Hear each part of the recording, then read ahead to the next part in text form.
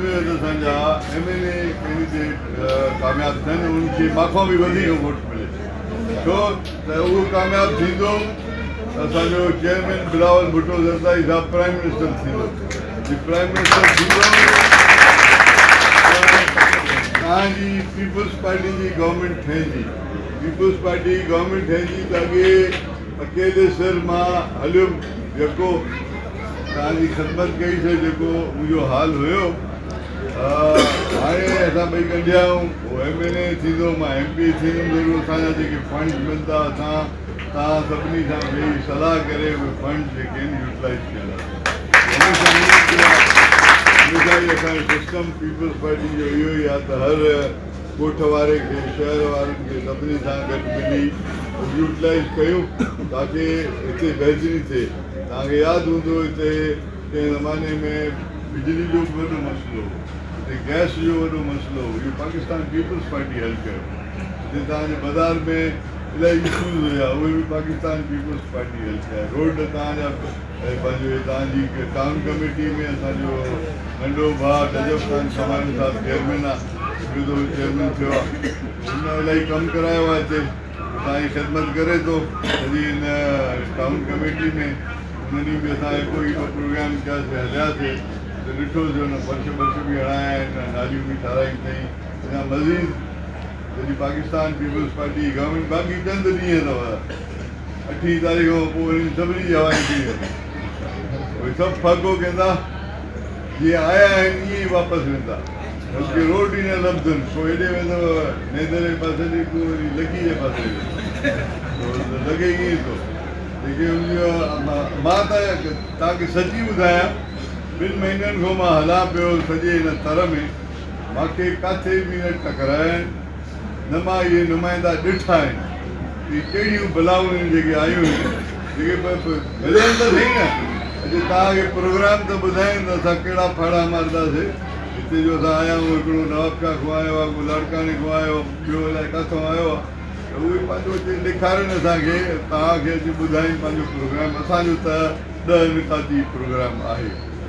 रोटी कपिड़ा और मकान त 100% आहे ई आहे जेसि ताईं पीपल्स पार्टी आहे इहो प्रोग्राम पियो हलंदो पीपल्स पार्टी जीअं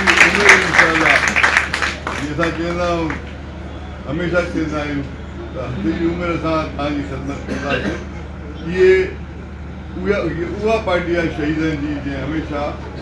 पाण खे क़ुर्बान करे पब्लिक जे लाइ बहितरी उन्हनि कई तो इहे सभु ॻाल्हियूं बाक़ी अफ़रा तफ़री करणु हिते ग़लति बयानी करे ग़लति शयूं आवाम में आणणु हिते को प्रोग्राम बग़ैर पंहिंजो मज़हब खे तव्हां सियासत में आणे उनखे माण्हुनि खे मिसगाइड करणु नफ़रत फैलाइणु इहो असांजो कमु न आहे इहो उन्हनि माण्हुनि जो कमु हूंदो आहे जंहिंजी का अहिड़ी हैसियत ई न हूंदी आहे जंहिंखे कमु इहो हूंदो आहे त ॿियनि जे शहरनि में वञो ॿियनि जे डिस्ट्रिक्ट्स में वञो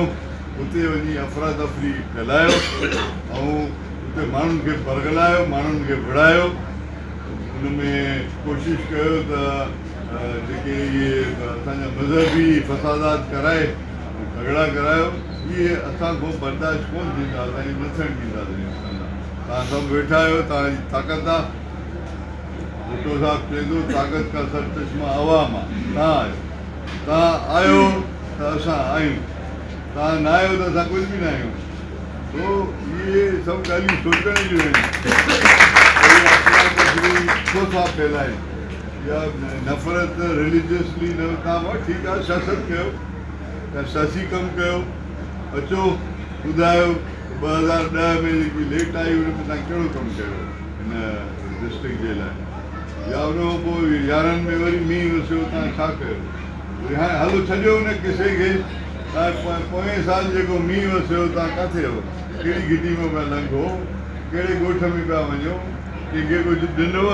कंहिंखां को ॾुख सूर पुछो इलेक्शन थिए थी फॉर्म भरे बि बूथ खणी बीहंदा रहनि अञा ताईं नज़र त कोन आया आहिनि तव्हांखे आया हुजनि त ॿी ॻाल्हि आहे जंहिंजो हूंदो वास्तो हुनखे ज़रूरु मिलिया हूंदा हुनखे प्रोग्राम ॾिनो हूंदो पर हक़ीक़त में इहा आहे त हुन वटि को प्रोग्राम कोन्हे अफ़रा तफ़री जो अथव इहो तव्हां सोचे सम्झे डिसीजन खणिजो इलेक्शन थींदी अहिड़ा तीर वसकायो जो वरी न ॾेढ वापसि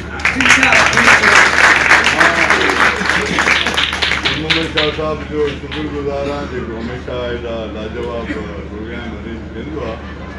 अॼु बि तव्हांजी साईं वरी महिरबानी तव्हां प्रोग्राम ऑर्गेनाइज़ कयो ऐं सभिनी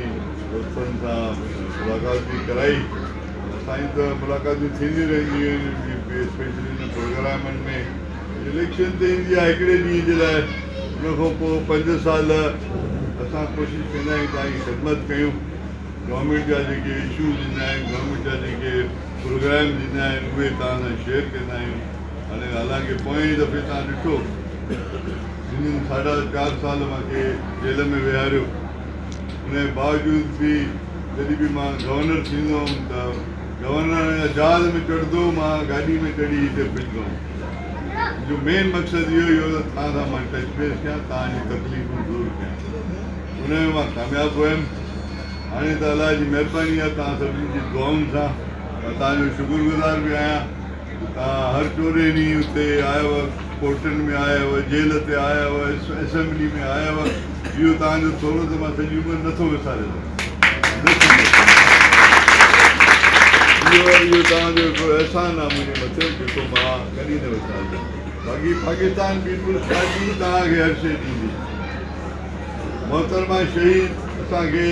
लाड़काने में आख़िरी दस्ते में बीहारे हथ मथे खणाए कसम खणायो